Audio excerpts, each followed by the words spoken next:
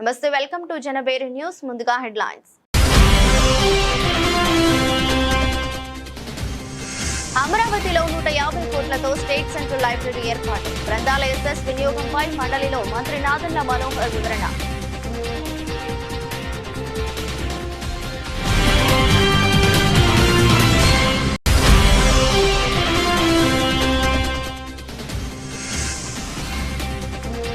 రాష్ట్రంలో సమగ్ర ఇంటర్న్షిప్ విధానం. ఎమ్మెల్యే యార్లగడ్డ నేతృత్వంలో ప్రత్యేక కమిటీ ఏర్పాటు చేస్తామన్న మంత్రి నారా లోకేష్.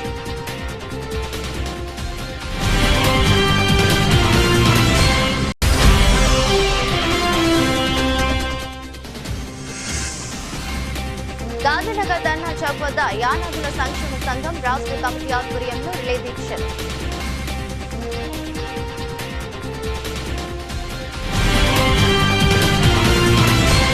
రాష్ట్రంలోని గ్రామ పంచాయతీలు వసూలు చేస్తున్న గ్రంథాల ఎస్ఎస్ వినియోగంపై శాసన మండలిలో సభ్యుడు అడిగిన ప్రశ్నకు పంచాయతీరాజ్ మరియు గ్రామీణాభివృద్ధి శాఖ తరపున మంత్రి నాదెండ్ల మనోహర్ సమగ్ర వివరణ ఇచ్చారు. రాష్ట్రంలోని గ్రామ పంచాయతీలు ప్రతి సంవత్సరం హౌస్ ట్యాక్స్ పై రూపాయికి 8 పైసలు చొప్పున గ్రంథాల ఎస్ఎస్ వసూలు చేసి సంబంధిత జిల్లా గ్రంథాలయ సంస్థలకు జమ చేస్తున్నట్లు తెలిపారు. 2025-26 ఆర్థిక సంవత్సరానికి గ్రంథాల ఎస్ఎస్ డిమాండ్ సుమారు 56.37 కోట్లుగా నమోదైందన్నారు. ఉప ముఖ్యమంత్రి ఆధ్వర్యంలో పలు సంస్కరణలు తీసుకువచ్చామని మంత్రి తెలిపారు.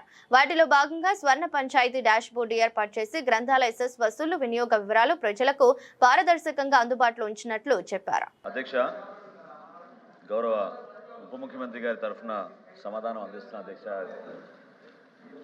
రాష్ట్రంలో ఉన్న 990 గ్రంథాలయాల్లో సుమారు 839 గ్రంథాలయాలు గ్రామీణ ప్రాంతాల్లో ఉన్నాయి అధ్యక్ష. అయితే అక్టోబర్ 28, 1981 తేదీన విద్యాశాఖ GOMS 1217 ద్వారా జారీ చేసిన ఉత్తర్వుల్లో ప్రతి సంవత్సరం ఇంటి పన్నుపై ప్రతి రూపాయికి 8 పైసలు గ్రంథాలయ పన్ను ఆంధ్రప్రదేశ్ రాష్ట్రంలోని గ్రామ పంచాయతీలు వసూలు చేస్తున్నాయి అధ్యక్ష. వీటికి ఈ వసూలు చేసిన ఈ డబ్బులు సంబంధిత జిల్లాలోని జిల్లా గ్రంథాలయ సంస్థకు అది మొత్తాన్ని కూడా జమ చేస్తున్నారు అధ్యక్ష. గౌరవ ఉప ముఖ్యమంత్రి గారు ఈ బాధ్యత చేపట్టిన తర్వాత తీసుకొచ్చిన అనేక సంస్కరణలో భాగంగా స్వర్ణ పంచాయతీ అనే ఒక డాష్ బోర్డ్ క్రియేట్ చేశారు అధ్యక్ష. ఇక్కడ ప్రతి పంచాయతీకి సంబంధించిన వివరాలు, అది డిమాండ్ కావచ్చు, కలెక్షన్ కావచ్చు, లేదా అంతిమంగా మనం ఎంతవరకు బ్యాలెన్స్ ఉంది, నిధులు ఏ విధంగా ఖర్చు పెట్టారనేది పూర్తి వివరాలు మన రాష్ట్రంలో ప్రతి ఒక్కరికి కూడా అందుబాటులో ఉంటాయి అధ్యక్ష. బి ప్రశ్నకు సమాధానం, ఆంధ్రప్రదేశ్ పంచాయతీరాజ్ 1994 చట్టం ప్రకారంగా సెక్షన్ 46 7th క్లాజ్లో గ్రంథాలయాలు మరియు రీడింగ్ రూమ్ల ఏర్పాటు మరియు నిర్వహణ కోసం గ్రామ పంచాయతీలకు అధికారాన్ని ఇస్తుంది అధ్యక్ష. ఇప్పుడు గ్రామ పంచాయతీలు పబ్లిక్ లైబ్రరీని నిర్వహించడం లేదు అధ్యక్ష. ఎందుకంటే పబ్లిక్ లైబ్రరీ చట్టం 1960 తదనంతరం వచ్చింది కాబట్టి అందులో భాగంగా పబ్లిక్ లైబ్రరీస్ విభాగం వాటిని చూసుకున్నారు అధ్యక్ష. గ్రామ పంచాయతీలు వసూలు నిరుద్యోగ యువతకు నైపుణ్యాభివృద్ధి, ఇంటర్న్షిప్ అవకాశాల ప్రాముఖ్యతను గన్నవరం ఎమ్మెల్యే యార్లగడ్డ వెంకట్రావు అసెంబ్లీలో వివరించారు. గతంలో తాను KDCC బ్యాంకులో 120 మందికి ఇంటర్న్షిప్ ఇప్పించగా వారిలో 40 మందికి హైదరాబాద్ లోని ప్రముఖ కంపెనీలో ఉద్యోగాలు వచ్చాయని గుర్తు చేశారు. విద్యాశాఖ మంత్రి నారా లోకేష్ ఇంటర్న్షిప్ ను తప్పనిసరి చేస్తూ ఉత్తర్వులు ఇస్తే విద్యార్థులకు మంచి ఉపాధి అవకాశాలు లభిస్తాయని కోరారు. అలాగే గన్నవరం నియోజకవర్గంలోని కేసరపల్లి సెక్రటేరియట్ భవనంలో HCL సహకారంతో artificial intelligence, data science service now అంటే ఫ్యూచరిస్టిక్ కోర్సుల్లో ఉచిత శిక్షణ ఇచ్చేందుకు ఏర్పాట్లు చేస్తున్నామని, దీనిని మార్చి 30న మంత్రి లోకేష్ ప్రారంభించాలని ఆహ్వానించారు. కృష్ణా జిల్లాను తిరిగి పారిశ్రామికంగా అభివృద్ధి చేసేందుకు మలవల్లి వంటి ప్రాంతాల్లో MSME పార్కులను ప్రోత్సహించాలని, సెంట్రల్ గవర్నమెంట్ ప్రాజెక్ట్ అయిన CDOC కేంద్రాన్ని గన్నవరంలో ఏర్పాటు చేసేలా చొరవ తీసుకోవాలని ఆయన విజ్ఞప్తి చేశారు. యార్లగడ్డ వెంకట్రావు చాలా డిమాండ్ ఎక్కువగా ఉంది లోకేష్ గారి దీనికి. ధన్యవాదాలు అధ్యక్ష. కుమార్ రాజు అడిగినట్టుగా స్కిల్ డెవలప్మెంట్ వాళ్ళు పెట్టినా, ఎవరు జాబ్ మేళాలు పెట్టినా ఆయన తెచ్చుకోవాలి తప్ప ప్రభుత్వం ఏం చేయలేదు అధ్యక్ష. దానికి నేను జాబ్ మేళా పెడితే HCL రానంటే నా కాన్షియస్గా ఉందని రమ్మంటే వాళ్ళు 150 మెంబర్స్కి ఫ్రెషర్స్ జాబ్ ఇచ్చారు అధ్యక్ష. కానీ ఇక్కడ ఫస్ట్ థింగ్ ఏంటంటే విద్యాశాఖ మంత్రి గారు ఇంటర్న్షిప్ని ప్రొవైడ్ చేస్తే అభివృద్ధి చెందిన అన్ని దేశాల్లో ఇంటర్న్షిప్ ఉంది అధ్యక్ష. నేను ఒక 5 ఏళ్ల క్రితం KDCC బ్యాంక్లో 120 మందికి ఇంటర్న్షిప్ ఇచ్చాను అధ్యక్ష. వాళ్ళలో 40 మందికి హైదరాబాద్ వెల్స్ ఫార్గో లాంటి కంపెనీలో జాబులు వచ్చినాయి. ఇంటర్న్షిప్ అనేది ఎందుకు ఇవ్వట్లేదు అనేది చాలా బాధాకరం అధ్యక్ష. గవర్నమెంట్ ఆర్డర్ ద్వారా తెలియజేస్తే ఎట్టి పరిస్థితుల్లోనూ ఏ కంపెనీ అయినా ఇంటర్న్షిప్ స్పాన్సర్ చేయాల్సిందే అంటే చదువుకునే విద్యార్థులకి. వాళ్ళు డబ్బులుండి చదువుకున్నారా డబ్బులు లేక చదువుకున్నారా అది డిఫరెంట్ స్టోరీ అధ్యక్ష. కానీ ఆ ఇంటర్న్షిప్ వల్ల బెటర్ జాబ్ ఆపర్చునిటీస్ వచ్చే అవకాశం ఉంది. దానికి ఆదేశాలు వస్తుంది విద్యాశాఖ మంత్రి గారిని కోరుతూ హెచ్సిఎల్ వాళ్ళతో మాట్లాడిన అధ్యక్ష గన్నవరంలో ఒక సెక్రటేరియట్ని కేసర్పల్లిలో దాన్ని కలెక్టర్ ఆర్డర్ కూడా ఇచ్చాడు అధ్యక్ష. కింద non IT non technical skill వాళ్ళకి ట్రైనింగ్ ఇవ్వమని, పైన ఫస్ట్ ఫ్లోర్లో ఏ ట్రైనింగ్ మొట్టమొదటిసారిగా ఈ రాష్ట్రంలో ఆర్టిఫిషియల్ ఇంటెలిజెన్స్ మీద, సర్వీస్ నో మీద, డేటా సైన్స్ మీద ఈ 3 స్కిల్స్ మీద ట్రైనింగ్ ఇవ్వమని అధ్యక్ష. మార్చి 30న సుమారుగా లోకేష్ బాబు టైం ఉంటే ఆయనతో అది ఓపెన్ చెప్తామని అధ్యక్ష. ఫ్రీ ట్రైనింగ్ ఇస్తే గన్నవరం జరుగుతున్న నిరుద్యోగ యువతకి ఎవరైతే BCom computers, BSc computers, IT చదివారో వాళ్ళకి ప్యాకేజ్ 50 లక్షలు కోట్ వచ్చే పరిస్థితి అధ్యక్ష. అలాగే సీడాక్ అనే కంపెనీతో కూడా మాట్లాడే అధ్యక్ష, లోకేష్ బాబుతో కూడా విడిగా బయట చెప్పాను అధ్యక్ష. వాళ్ళు కూడా గన్నవరం వస్తే గన్నవరం ఎయిర్పోర్ట్ ఎదురుగా పొలం ఉంది అధ్యక్ష, 10 ఎకరాలు. ఈ రైట్ అవే స్టార్ట్. ఉమ్మడి ఆంధ్రప్రదేశ్లో శాలివాహనుల సంక్షేమం అభివృద్ధి కోసం మాజీ ఎమ్మెల్సీ దివంగత నేత ఐలాపురం వెంకయ్య ఎంతో శ్రమించారని మాజీ ఉపరాష్ట్రపతి ముప్పవరపు వెంకయ్య నాయుడు చెప్పారు. చేతి వృత్తులను ప్రోత్సహించే విధంగా ప్రభుత్వాలు కార్పొరేషన్లు ఏర్పాటు చేసి వారి సంక్షేమం అభివృద్ధి కోసం నిరంతరం శ్రమించాలని విజ్ఞప్తి చేశారు. ఐలాపురం వెంకయ్య లేని లోటు తీర్చలేమని వారి కుటుంబ సభ్యులకు తీవ్ర సంతాపాన్ని వ్యక్తం చేశారు. విజయవాడ నగరంలోని ఎన్యూసీ కళ్యాణ మండపంలో మాజీ ఎమ్మెల్సీ దివంగత నేత ఐలాపురం వెంకయ్య శ్రద్ధాంజలి కార్యక్రమాన్ని నిర్వహించారు.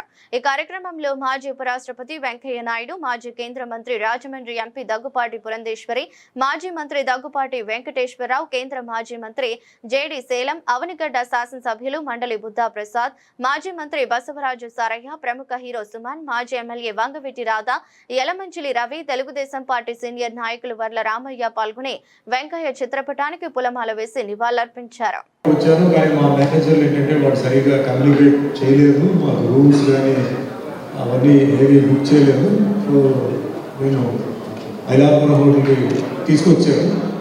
అక్కడ వచ్చిన తర్వాత రూమ్స్ లేదని తెలిసింది. ఆ సమయంలో వెంకయ్య గారు అక్కడే ఉన్నారు కానీ ఆయనే ప్రొపరేటర్ చెప్పి మాకు తెలియదు. నాకు నుంచుంటే మా మేనేజర్ వచ్చారు, రూమ్ లేదు అది ఇది చెప్పి అడవాటు చేసి మళ్ళీ వేరే ఆ రోజు చేస్తాం పెళ్ళి ఏదో ఉంది, అన్ని హోటల్స్ ఫుల్గా ఉంది. సో మరి ఆయన ఎట్లా ఆయన ఫాలోఅప్ చేశారో తెలియదు. మేము రెండో హోటల్కి వెళ్ళినప్పుడు ఇక్కడి నుంచి ఐలాపురం హోటల్ నుంచి ఒక మనిషి వచ్చి సార్ పిలుస్తున్నారండి మళ్ళీ రండి హోటల్కి అని చెప్పారు. రూమ్ లేదు కదా అంటే లేదు మిమ్మల్ని రమ్మన్నారని చెప్పి మళ్ళీ ఇవాళ అనేక చేతి వృత్తుల మీద ఇవాళ ఆధారపడి జీవనం చేస్తున్నారు. మన సంస్కృతి అందుకు దోహదపరిచింది. ఉదాహరణకి కుమ్మరశైలం అని అంటే కుండలు చేయటం, లేకపోతే పాత్రలు చేయటం, నీట్గా తయారు చేయటం ఇలాంటివి చేస్తూ ఉంటాం. మన యొక్క సాంప్రదాయం సంస్కృతులు ఏంటంటే మనిషి పుట్టినప్పుడు కొండ అవసరం, మనిషి చచ్చిపోయినప్పుడు కొండ అవసరం, పెళ్ళిలోనూ కొండ అవసరం. ఆ రకంగా వీళ్ళందరికీ కూడా ఒక ఆదరణ కలిగించాలి, వాళ్ళకు కూడా ఉపాధి కల్పించాలని ఆనాడు మన పెద్దలే ఆలోచన చేశారు. సంస్కృతులు దాన్ని ఒక భాగం చేశారు. కానీ ఆ తర్వాత చాలా మార్పులు వచ్చాయి. ఒకప్పుడు లాలూ ప్రసాద్ యాదవ్ గారు రైల్వే మంత్రిగా ఉన్నప్పుడు కేవలం మట్టి పాత్రలే వినియోగించాలని చెప్పి ఆయన తీసుకొచ్చారు. ఆ తర్వాత అది కూడా మర్చిపోయినట్టు. అంచేత అలాంటి అత్యంత దయనీయంగా ఉన్న ఆ సంఘానికి ఊపిరిపోసి సంఘీయులకి ఏదో ఒకటి చేయాలి. అలాగే శాసనమండలి సభ్యుడిగా ఆయనకు వచ్చిన నిధులతో అనేక వెంకయ్య గారు అండి ఇలా ఏదైనా కొంచెం ముందు నా పెద్దలు చూస్తే నాకు ఆశ్చర్యం అవుతుంది.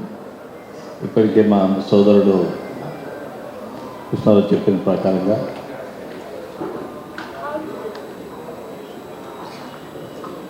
రియల్గా వారిని మాట్లాడంటే మాటలు రాకపోతున్నాను. ఎందుకంటే వారికి నాకు నా అనుబంధం. నేను ఎమ్మెల్యేగా, మంత్రిగా, నేను తెలంగాణ ఉమ్మడి రాష్ట్ర బీసీ కమిషన్ చైర్మన్గా జరిగినప్పుడు తరచు నాతో తిరుగుడే కాకుండా గైడ్ చేసిన మహనీయుడు వెంకయ్య గారు. అలాంటి మహనీయుని మనందరం కూడా ఒకసారి వారు మనం కానీ వారు ఎంత ఉన్నత స్థాయికి ఎదిగినా ఏ స్థాయి ఉన్నా అట్టడుగు వర్గం వారు ముఖ్యంగా ఒక వాళ్ళకు శాలివాళ్ళే కాకుండా అన్ని వర్గాల వారికి కూడా ఆలోచన ఆయన మైండ్లో ఉండేది. నేను బీసీ వెల్ఫేర్ మినిస్టర్ ఉన్నప్పుడు చాలా సందర్భం నా జిల్లా న్యాయపడి పడుతుంది. ఎన్నో రకంగా సలహా ఇచ్చిన నాకు తెలుగు కొన్ని విషయాలు అన్ని అనేక మంది వ్యక్తుల్లో నేను కూడా ఒకరిని. ఎప్పుడు వచ్చినా కూడా విజయవాడ అనేక సంవత్సరాలు పదవిలో ఉన్నా లేకపోయినా ఐలాపురం అనేటటువంటి చోట వెళ్ళటం అనేది, అక్కడ వెంకయ్య గారు వచ్చి కలిసి ముచ్చటం అనేటటువంటిది నిత్యాకృత్యం. ఆయన వయసు మీరినా కూడా, ఆ వయసులో కూడా ఆయన 90 ఏళ్ళు దాటినా కూడా అదే పంచ, అదే పట్టు, అదే శుభ్రత, అదే స్వచ్ఛత, అదే మాట తీరు, అదే గౌరవం, అదే సంతోషం. ఈ మర్చిపో అందరికీ నమస్కారం.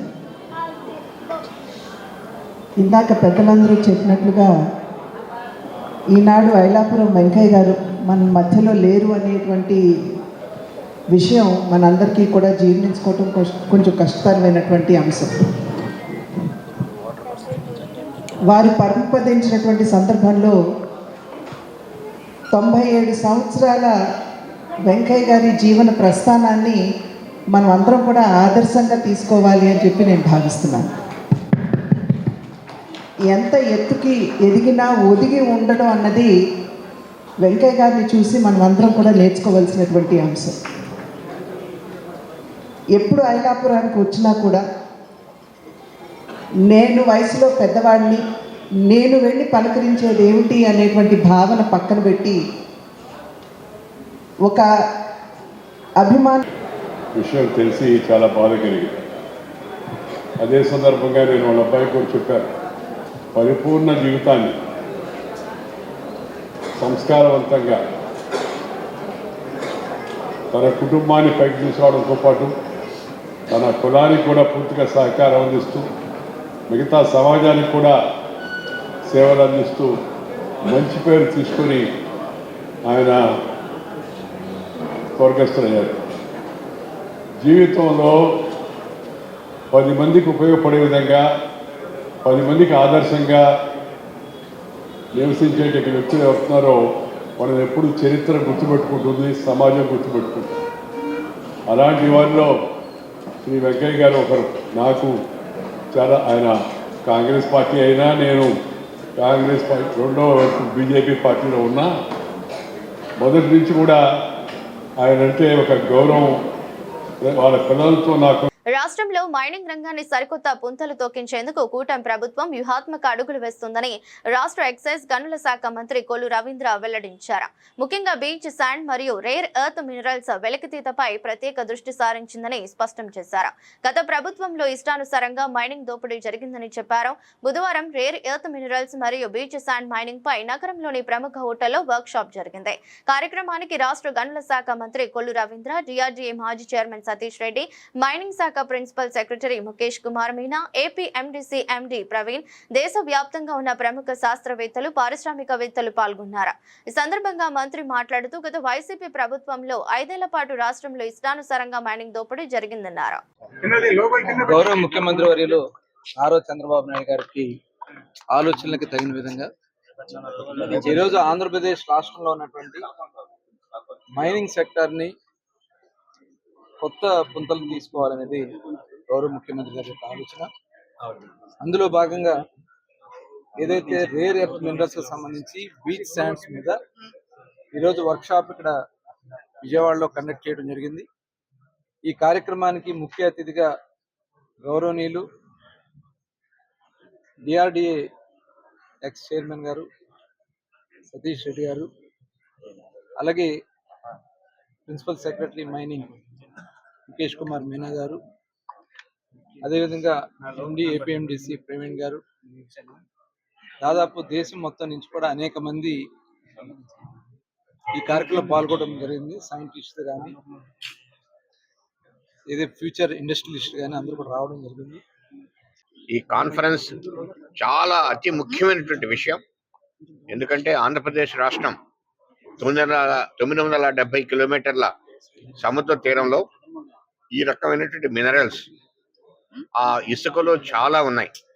వీటిని బయటకు తీసి ప్రాసెస్ చేసి దేశానికి కావాల్సినటువంటి మొత్తం రేరర్స్, టైటానియం లాంటి ముఖ్యమైనటువంటి మినరల్స్ని తీసుకురావడం, తద్వారా దేశాన్ని ఆత్మనిర్భర చేయటం, ఆంధ్రప్రదేశ్ రాష్ట్రం చాలా అభివృద్ధి చెందటం అనేటువంటిది చాలా ముఖ్యమైన అంశం. దీని గురించి ఈరోజు ఇక్కడ కొన్ని ముఖ్యమైనటువంటి వ్యక్తులు, దేశంలో ఉండేటువంటి వ్యక్తులు వీటి గురించి మాట్లాడడం జరిగింది. ఇండస్ట్రీ వాళ్ళందరూ కూడా వాళ్ళకి ఏమేమి కావాలో, ఏమేమి వస్తే ఇండస్ట్రీస్ ఇక్కడ పెట్టి ఇండస్ట్రీస్ని ముందుకు తీసుకుపోయి రాష్ట్రానికి అభివృద్ధికి తోడ్పడగలమనేటువంటి విషయం మీద వాళ్ళు చాలా రకరకాలైనటువంటి విషయాల మీద ఈరోజు వాళ్ళు చెప్పడం జరిగింది.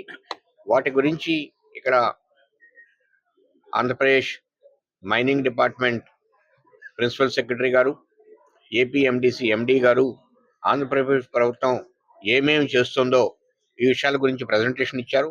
అలానే ఇండస్ట్రీ సెక్రటరీ గారు కూడా దాని గురించి, ఇండస్ట్రీస్ యొక్క పాలసీ గురించి ప్రజెంటేషన్స్ ఇచ్చారు. ఈ విషయంలో ముందుకు వెళ్ళాలి అనేటువంటి దాని గురించి గౌరవ మంత్రి చోరీకి గురైన మొబైల్ ఫోన్లను విజయవాడ పోలీసులు పెద్ద ఎత్తున రికవరీ చేశారు. పోలీస్ కమిషనరేట్ నిర్వహించిన మొబైల్ ఫోన్ రికవరీ డ్రైవ్ లో 18 లక్షల విలువ చేసే 105 మొబైల్ ఫోన్లను బాధితులకు తిరిగి అప్పగించారు. ఫోన్లు చోరీకి గురైతే వెంటనే సమాచారం ఇవ్వాలని Vijayawada cyber crime DCP Krishna Prasanna ప్రజలకు సూచించారు. Vijayawada police command control centre లో నిర్వహించిన మొబైల్ ఫోన్ రికవరీ డ్రైవ్ కార్యక్రమంలో cyber crime DCP Krishna Prasanna చేతుల మీదుగా సుమారు 18 లక్షల రూపాయల విలువైన 105 మొబైల్ ఫోన్స్ బాధితులకు తిరిగి అప్పగించారు. ఈ సందర్భంగా డీసీపీ మాట్లాడుతూ నూతన సాంకేతికత ఆధారంగా ఫోన్లను గుర్తించి రికవరీ చేసినట్లు తెలిపారు. కార్యక్రమంలో ఏసీపీలతో పాటు ఇతర పోలీసు అధికారులు, సిబ్బంది పాల్గొన్నారు. వీళ్ళు పట్టుకోవడం జరిగింది. ఇక్కడ దాదాపు ఒక 105 మొబైల్స్ రికవర్ చేయడం జరిగింది. సో అవన్నీ హ్యాండ్ ఓవర్ చేద్దామన్న ఉద్దేశంతోనే మీ అందరినీ పిలవడం జరిగింది. సో ఎలాగో వచ్చారు కాబట్టి ఈ సందర్భంగా మా ఇన్స్పెక్టర్ గారు చెప్పే ఉంటారు సైబర్ ఫ్రాడ్స్ గురించి. అందరూ చాలా అప్రమత్తంగా ఉండాలండి. ఎన్టీఆర్ పోలీస్ కమిషనరేట్ వాళ్ళు మన సిపి గారి ఆధ్వర్యంలో ఆయన సూచించిన విధంగా ఒక అప్లికేషన్ ఒకటి తయారు చేయడం జరిగింది. దాని పేరు సైబర్ సురక్ష. ఎందుకంటే zero tolerance towards cyber crime అనేది నినాదంతో సార్ ఇది తయారు చేయించడం జరిగింది. I request everyone to go through that. NTRpolice.in అనేది ఒకటి వెబ్సైట్ ఉంది. అది ఓపెన్ చేస్తే అందులో సైబర్ సురక్ష అనే ఒక అప్లికేషన్ ఉంటుంది. అది క్లిక్ చేసిన తర్వాత చాలామంది సీనియర్ సిటిజన్స్ అండ్ జనరల్గా employees and uneducated persons, job కోసం ట్రై చేసే వాళ్ళు, వీళ్ళందరూ కూడా సైబర్ బారిన పడుతున్నారు. ఫస్ట్ థింగ్ ఏంటంటే సీనియర్ సిటిజన్స్ డిజిటల్ అరెస్ట్ అనేది ఉందా? ఏమైనా డిజిటల్ అరెస్ట్ గురించి ఐడియా ఉందా మీకు? ఎంతమందికి ఐడియా ఉందండి? Just raise your hands. ఏమైనా చెప్పగలుగుతారండి వాట్ ఈస్ డిజిటల్ అరెస్ట్? అసలు డిజిటల్ అరెస్ట్ అనేది ఉందా? ఎవరైనా డిజిటల్ అరెస్ట్ అనేది చేస్తారా? What do you know about it? Can you just brief us? Amaravati inner ring road అవకతవకలపై గతంలో తానిచ్చిన ఫిర్యాదుపై నెల 7న విచారణకు హాజరు కావాలంటూ ఏసీబీ కోర్టు సమన్లు జారీ చేసిందని మంగళగిరి వైసీపీ మాజీ ఎమ్మెల్యే ఆళ్ల రామకృష్ణారెడ్డి తెలిపారు. విజయవాడ ప్రెస్ క్లబ్ లో నిర్వహించిన విలేకరుల సమావేశంలో ఆళ్ల మాట్లాడారు. రాజధాని ప్రాంతాల్లో చంద్రబాబు నారాయణ, లింగమణి రమేష్ సహా పలువురు భూ అక్రమాలకు పాల్పడ్డారని ఆరోపించారు. గతంలో 18 మందిని నిందితులుగా గుర్తించిన సిఐడి కేసు నమోదు చేసి దర్యాప్తు చేసిందని, ఇప్పుడు ప్రభుత్వం మారగానే తప్పుడు కేసు అంటూ కేసు క్లోజ్ చేయాలని చూస్తున్నారని ఆర్కే దుయ్యబట్టారు. పోలీసు ఉన్నతాధికారులపైన ఆయన తీవ్రమైన ఆరోపణలు చేశారు. అనేక అంశాలను ప్రస్తావించిన మాజీ ఎమ్మెల్యే ఆళ్ల ఏసీబీ కోర్టులో న్యాయం జరగకుంటే హైకోర్టును ఆశ్రయిస్తానన్నారు. పేరు కిరణ్ నాయక్. నేను హైదరాబాద్ నుండి వచ్చాను. సౌత్ అంతా వర్క్ చేస్తాను. Karnataka, Tamil Nadu, Kerala, Andhra Pradesh and Telangana. So south కోఆర్డినేటర్గా మా ఆర్గనైజేషన్ స్టార్ అంటే society for transmen actions and right. ఎవరైతే అమ్మాయిగా పుట్టి అబ్బాయిగా చేంజ్ అయ్యారో వాళ్ళ గురించి మేము పనిచేస్తాము. 2014 నాల్సా జడ్జిమెంట్ వచ్చిన తర్వాత LGBTQIలో టీని తీసుకున్నారు. టీ వచ్చేసి only transgender women, transgender man. So ఇద్దరిని తీసుకున్న తర్వాత సుప్రీంకోర్టు తీసుకున్న తర్వాత 2019లో మన ట్రాన్స్జెండర్ చట్టం రావడం జరిగింది. 2019లో చట్టం వచ్చిన తర్వాత చాలా ఫైట్ చేసిన తర్వాత ట్రాన్స్జెండర్ రూల్స్ వచ్చాయి 2021లో. 2021 రూల్స్ వచ్చిన తర్వాత అన్ని స్టేట్లలో ట్రాన్స్జెండర్ వెల్ఫేర్ బోర్డు నడుస్తుంది, బిల్ ప్రజెంటేషన్ చేస్తున్నారు, ట్రాన్స్జెండర్ ఐడి కార్డు ఇస్తున్నారు, సర్వే జరుగుతుంది, ఎవరికి ఏం ప్రాబ్లం ఉందని జరుగుతుంది. అయితే మా ప్రాబ్లం అంతా ఆంధ్రప్రదేశ్ పైన ఇక్కడున్న ట్రాన్స్ ఉమెన్స్ కానీ ట్రాన్స్ మ్యాన్ కానీ ఇప్పటివరకు. నా పేరు కిరణ్ రాజ్ బందిల, దివ్యాంగుల హక్కుల సాధన సమితి జాతీయ అధ్యక్షుడు. ఈరోజు ప్రధానంగా రాష్ట్ర వ్యాప్తంగా ఉన్నటువంటి ట్రాన్స్జెండర్ మిత్రులు ఎవరైతే ఉన్నారో, ట్రాన్స్జెండర్లు, ట్రాన్స్ మెన్స్, ఈ కేటగిరీలో వీరి యొక్క హక్కుల కోసం, రక్షణ కోసం, సంక్షేమ అభివృద్ధి కోసం ఏదైతే స్టార్ ట్రాన్స్ మెన్ సొసైటీ ఏదైతే ఉందో వారి ఆధ్వర్యంలో నిర్వహిస్తున్నటువంటి కార్యక్రమంలో ఈరోజు ప్రధానంగా రాష్ట్ర వ్యాప్తంగా పలు సమస్యలతోటి ట్రాన్స్జెండర్స్ చాలా ఇబ్బందులు పడుతూ ఉన్నారు. వాటిలో ప్రధానంగా కూటమి ప్రభుత్వం ఏర్పడిన తర్వాత 2 సంవత్సరాలు కావస్తున్నప్పటికీ కూడా ప్రధానంగా ఇక్కడ తీసుకోవాల్సిన విషయం, ట్రాన్స్జెండర్లకు గడిచిన కాలంలో చూస్తే, గత ప్రభుత్వంలో చూస్తే విభిన్న ప్రతిభావంతుల కేటగిరీలో పింఛన్లు ఇచ్చినటువంటి పరిస్థితి ఉంది. మరి అటువంటి ట్రాన్స్జెండర్లని అప్పుడు విభిన్న ప్రతిభావంతుల కేటగిరీలో తీసుకున్నట్టు వారిని నేడు సమస్యలు పరిష్కరించాలంటూ విజయవాడలో వెలుగు వివోఏలు నిరసన దీక్ష చేపట్టారు. రాష్ట్రం నలుమూలల నుంచి వేలాది మంది వెలుగు యానిమేటర్లు ఉద్యోగులు తరలివచ్చి ధర్నాలో పాల్గొన్నారు. ఉద్యోగ భద్రత, వేతనాల పెంపు సహా అనేక హామీలు ఇచ్చిన కూటమి ప్రభుత్వం అధికారంలోకి వచ్చి 20 నెలలు గడిచినా ఆ దిశగా చర్యలు తీసుకోలేదని వారు ఆగ్రహం వ్యక్తం చేశారు. ఎన్నికల వేళ కూటమి నేతలు ఇచ్చిన హామీలు అమలు చేయాలంటూ విజయవాడలో వెలుగు వివోఏలు నిరసన దీక్ష చేపట్టారు. ఏపీ వెలుగు వివోఏ యానిమేటర్స్ ఉద్యోగ సంఘం ఆధ్వర్యంలో ధర్నా చౌక్ వివోఏలు నిరసన దీక్ష చేపట్టారు. రాష్ట్రం నలుమూలల నుంచి పెద్ద ఎత్తున తరలివచ్చిన వెలుగు వివోఏలు ధర్నాలో పాల్గొన్నారు. తమ న్యాయమైన డిమాండ్లు పరిష్కరించాలంటూ వివోఏల నినాదాలతో ధర్నా చౌక్ ప్రాంతం దద్దరిల్లింది. ఈ సందర్భంగా సంఘం రాష్ట్ర ప్రధాన కార్యదర్శి ధనలక్ష్మి తదితర నేతలు మాట్లాడుతూ ఉద్యోగ భద్రత, వేతనాల పెంపు సహా అనేక హామీలు ఇచ్చిన కూటమి ప్రభుత్వం అధికారంలోకి వచ్చి 2 ఏళ్లు కావస్తున్నా నెరవేర్చలేదని వారు ఆగ్రహం వ్యక్తం చేశారు. మెప్మా ఆర్పీలకి కనీస వేతనాలు చెల్లించాలని డిమాండ్ చేస్తా ఉన్నాం. ఏళ్ల తరబడి పనిచేస్తూ ఉన్నారు. మెప్మాలో పనిచేస్తున్నటువంటి ఆర్పీలకి సీఓలుగా, వివోఏలకి సీసీలుగా ప్రమోషన్ సౌకర్యం కల్పించాలి, ప్రమాద బీమా సౌకర్యం కల్పించాలి, 10 లక్షల గ్రూప్ ఇన్సూరెన్స్ సౌకర్యం కల్పించమని అనేక ఏళ్లుగా ప్రభుత్వాన్ని అడుగుతూ ఉన్నాం. అట్లాగే వాళ్ళు పనిచేస్తున్నటువంటి సందర్భంలో వాళ్ళకి అవసరమైనటువంటి సెల్ ఫోన్లు ఇచ్చేటటువంటి పని చేయట్లేదు. వివోఏలకి 2 సంవత్సరాలుగా స్త్రీనిధి ఇన్సెంటివ్ బకాయిలు ఉన్నాయి, వాటిని చెల్లించట్లేదు. ఇస్తున్నటువంటి వేతనం కూడా నెల ఇచ్చేటటువంటి పని చేయటం లేదు. రోజువారీ పనులు ఫేస్ యాప్ పేరుతోటి గ్రూప్ మీటింగులు పెట్టాలని, రకరకాల పేర్లతోటి సర్వేలు చేయాలని ఇబ్బందులు పెట్టేటటువంటి పని చేస్తున్నారు. కానీ వాళ్ళ సమస్యలు మాత్రం ప్రభుత్వం దృష్టికి తీసుకెళ్ళినా పరిష్కారం చేసేటటువంటి పని చేయడం లేదు. అందుకనే ఈరోజు 2 యూనియన్ల ఆధ్వర్యంలో రాష్ట్ర ధర్నా నిర్వహిస్తూ ఉన్నాం. సమస్యల పరిష్కారం కాకపోతే రాబోయే కాలంలో పెద్ద ఎత్తున ఆందోళన పోరాటానికి సిద్ధమవుతాం. అలాగే రాష్ట్రంలో ఉన్నటువంటి 1 కోటి మంది మహిళల దగ్గర ఈరోజు రాష్ట్ర ప్రభుత్వం, గత ప్రభుత్వం, ఈ ప్రభుత్వం స్వావలంబన పేరుతోటి 1000 రూపాయలు ఒక్కొక్కరి దగ్గర కలెక్ట్ చేశారు. మహిళా మార్టుల్లో పెట్టుబడులు. రాష్ట్రంలో ప్రతి ఇంటికి సురక్షితమైన తాగునీరు అందించడమే ప్రభుత్వ ప్రధాన లక్ష్యమని పంచాయతీరాజ్ గ్రామీణాభివృద్ధి శాఖ మంత్రి నాదెండ్ల మనోహర్ స్పష్టం చేశారు. శాసన మండలిలో సభ్యులు రామ్ గోపాల్ రెడ్డి, కావలి గ్రీష్మ ప్రసాద్, పేరాబత్తుల రాజశేఖర్ అడిగిన ప్రశ్నలకు ఆయన సమాధానం ఇచ్చారు. జల్ జీవన్ మిషన్ అమలు పురోగతిని సభకు వివరించిన మంత్రి రాష్ట్ర వ్యాప్తంగా పెద్ద ఎత్తున తాగునీటి పథకాలు అమలవుతున్నాయని తెలిపారు. ముఖ్యంగా శ్రీకాకుళం జిల్లా ఉద్దానం ప్రాంతానికి ప్రత్యేక ప్రాధాన్యం ఇస్తున్నామని చెప్పారు. 8 మల్టీ విలేజ్ స్కీమ్స్ లో భాగంగా ఉద్దానం తాగునీటి పథకానికి ఇప్పటి వరకు 4162.95 కోట్లు ఖర్చు చేసినట్లు వెల్లడించారు. అధ్యక్ష వెంకట్రావు గారు ఇంటర్న్షిప్ ప్రోగ్రామ్స్ గురించి తెలియజేశారు. అధ్యక్ష అనేక ప్రయత్నాలు గతంలో జరిగినాయి. ఇంటర్న్షిప్ ప్రోగ్రామ్స్ అనేది దేశంలో కూడా గౌరవ ప్రధానమంత్రి గారు కూడా ఈ ప్రోగ్రామ్ లాంచ్ చేశారు. కానీ కొన్ని కారణాల వల్ల సక్సెస్ రాలేకపోయింది. అధ్యక్ష నేను ఆఫ్లైన్ ఒకసారి వెంకట్రావు గారితో నేను డిస్కస్ చేస్తాను.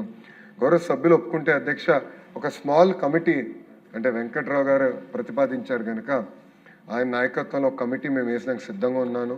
ఈ ఇంటర్న్షిప్ ప్రోగ్రామ్ ఎట్లా చేయాలని ఇంకో 4 సభ్యులు ఎవరైనా వాలంటీర్ చేయగలిగితే, మీరు మమ్మల్ని గైడ్ చేయగలిగితే ఇంటర్న్షిప్ ప్రోగ్రామ్ ఎట్లా రూపొందించాలి, ఎలా డిజైన్ చేయాలి, ఎలా ఎఫెక్టివ్గా ఇంప్లిమెంట్ చేయాలి.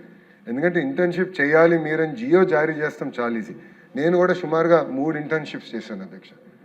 జీఈ క్యాపిటల్లో చేశాను, డైమ్లర్, ఆనాడు డైమ్లర్ క్రైస్లర్ అనే కంపెనీ, ఇప్పుడు డైమ్లర్ అంటే బెంజ్, మర్సిడీస్ బెంజ్, క్రైస్లర్ ఒకే కంపెనీ కింద ఉండేది అధ్యక్ష.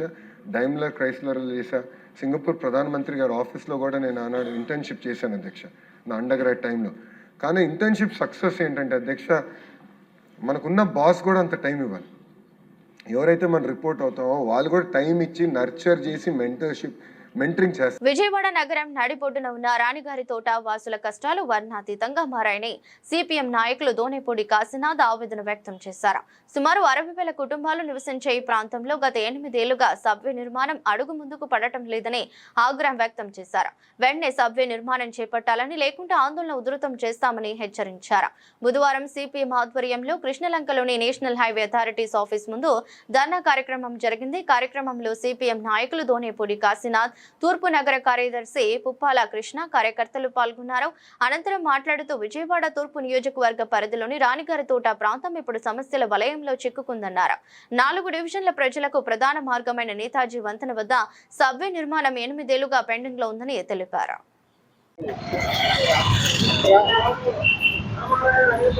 రాణిగారి తోటలో సబ్వే నిర్మాణం చేపట్టాల్సిందిగా సిపిఎం ఆధ్వర్యంలో దాదాపుగా 7-8 సంవత్సరాలుగా ఆందోళనలు సాగుతూ ఉన్నాయి. సుమారుగా 10 సంవత్సరాలు కూడా కావచ్చు. ఈ 10 సంవత్సరాలుగా సాగుతూ ఉన్నటువంటి ఆందోళనలనే ఇక్కడ ఉన్నటువంటి ఎమ్మెల్యే కానీ, ఇక్కడ ఉన్నటువంటి ప్రజాప్రతినిధులు కానీ ఎవరికి పట్టడంలా. ఆనాడు ఎమ్మెల్యేగా ఉన్నటువంటి ఈనాడు ఎమ్మెల్యేనే ఆయన 3 సార్లు ఎమ్మెల్యే చేశాడు, ఒకసారి ఎంపీ చేశాడు. ఇదిగో ఇంకేముంది, 5 నిమిషాల్లో సమస్య పరిష్కారం అయిపోద్ది, నేను చేసేసాను చెప్పేశానని చెప్పారని గప్పాలు కొట్టారు. ఇప్పుడు ఈ గప్పాలు ఏమైనాయి అని చెప్పని అడుగుతున్నా. 8 ఏళ్ల నుంచి మేము ఆందోళన చేస్తానే ఉన్నాం. ఇటీవల ఎన్హెచ్ఏ ఆఫీసును కూడా దిగ్బంధనం చేయటం జరిగింది. 6 మాసాలు అవుతా ఉంది.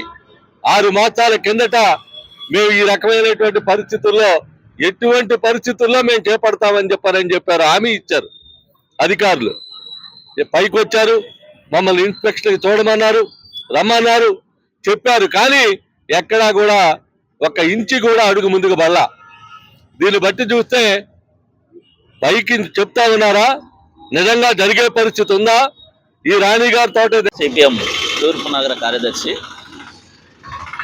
రాణిగారి తోటలో దాదాపుగా 60,000 కుటుంబాలు నివాసం ఉంటా ఉన్నాయి. దాదాపు 4 డివిజన్లకు సంబంధించినటువంటి సమస్యగా సబ్వే నిర్మాణం అనేటువంటిది ఉంది.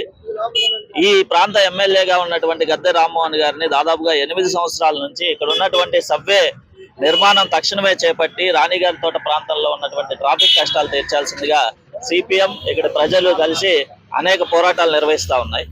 కానీ ఎన్ని పోరాటాలు చేసినా, ఎంత గగ్గోలు పెట్టినా ఇక్కడ ఉన్నటువంటి ఎమ్మెల్యే గారికి కానీ, అధికార పార్టీకి కానీ, నేషనల్ హైవే అథారిటీ అధికారులకు కానీ ఎక్కడా కూడా కనబడేటువంటి పరిస్థితి లేదు. వాళ్ళకి సంబంధించినటువంటి కార్యక్రమాల్ని జరుపుకొని వెళ్ళిపోయే పరిస్థితి తప్ప ఇక్కడ ఉన్నటువంటి ప్రజల కష్టాలను తీర్చే దానిలో ఏమాత్రం కూడా ముందుకు వచ్చేటువంటి పరిస్థితి లేదు. ఈ రోజున గద్దె రామ్మోహన్ గారు ఈ ఫీడర్ రోడ్డుకి పేరు పెట్టే దానిలో చూపినటువంటి చొరవ కానీ, ఈ రోజున నేషనల్ హైవే అథారిటీ అధికారులు గొప్పగా చెప్పుకుంటున్నటువంటి 29 కిలోమీటర్ల హైవేని మేము 24 గంటల్లో పూర్తి చేసామని చెప్పేసి గొప్పలు చెప్తా ఉన్నారు.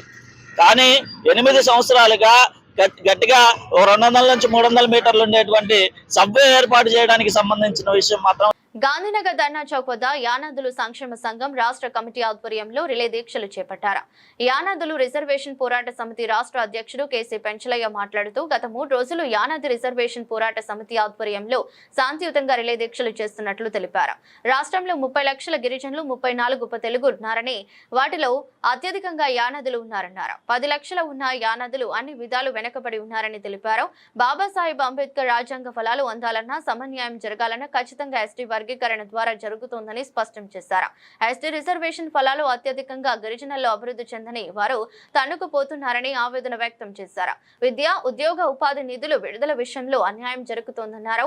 అసెంబ్లీలో సమావేశాల్లో యానాదులకు ప్రత్యేక కార్పొరేషన్ ఏర్పాటు చేసి ఎస్టీ వర్గీకరణపై ప్రకటన చేయాలని డిమాండ్ చేశారు. ఈ నెల 27 లోపు రాష్ట్ర ప్రభుత్వం స్పందించి అసెంబ్లీలో ప్రత్యేక కార్పొరేషన్ ఏర్పాటు, ఎస్టీ వర్గీకరణపై ప్రకటన చేయకంటే ఈ నెల 28న తేదీన అసెంబ్లీని ముట్టడిస్తామని హెచ్చరించారు. నమస్కారం, నా పేరు కల్లూరు పెంచలయ్య. యానాది రిజర్వేషన్ పోరాట సమితి రాష్ట్ర అధ్యక్షుడిని. ఏదైతే ఈ రాష్ట్రంలో 10 లక్షల పైసలకు ఉన్నటువంటి యానాదులకు ప్రత్యేక కార్పొరేషన్ ఇవ్వాలని చెప్పి, అలాగే ఏదైతే ఇప్పటికీ అన్ని విధాలా వెనకబడినటువంటి యానాదులకు ఎస్టీ వర్గీకరణ చేయాలని చెప్పి గత 3 రోజులుగా ఏదైతే విజయవాడలోనే ధర్నా చౌక్లో రిలే నిర్వహణలు నిర్వహిస్తా ఉన్నాం. ఈ నేపథ్యంలో ఏదైతే ప్రభుత్వం వైపు నుంచి ఇప్పటి వరకు ఎలాంటి స్పందన లేదు. అందుకని మేము కూటమి ప్రభుత్వాన్ని ఒకటే డిమాండ్ చేస్తా ఉన్నాం. అయ్యా, ఏదైతే మీరు 27వ తేదీ లోపు ఏదైతే మా యొక్క డిమాండ్కు సానుకూలంగా స్పందించడంతో పాటు అసెంబ్లీలో ప్రకటన చేయకపోతే ఈ నెల 28వ తేదీన అసెంబ్లీ ముట్టడికి ప్రయత్నిస్తామని చెప్పి మేము ఈ సందర్భంగా తెలియజేస్తా ఉన్నాం. ఎందుకంటే ఏదైతే గత ఎన్నికల సందర్భంగా కూడా ముఖ్యమంత్రి చంద్రబాబు నాయుడు గారు, అలాగే యువగళం అధినేత నారా లోకేష్ గారు హామీ ఇచ్చున్నారు. వార్తలు ముగించే ముందు మరోసారి హెడ్లైన్స్. అమరావతిలో 150 కోట్లతో స్టేట్ సెంట్రల్ లైబ్రరీ ఏర్పాటు. గ్రంథాల ఎస్ఎస్ వినియోగంపై మండలిలో మంత్రి నాదెండ్ల మనోహర్ వివరణ.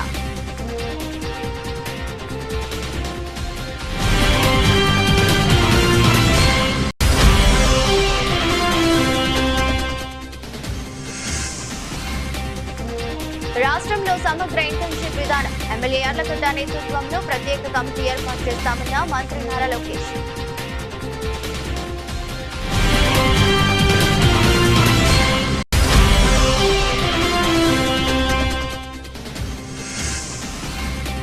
గాంధీనగర్ ధర్నా చౌక్ వద్ద యానాదుల సంక్షేమ సంఘం రాష్ట్ర కమిటీ ఆధ్వర్యంలో రిలే దీక్షలు.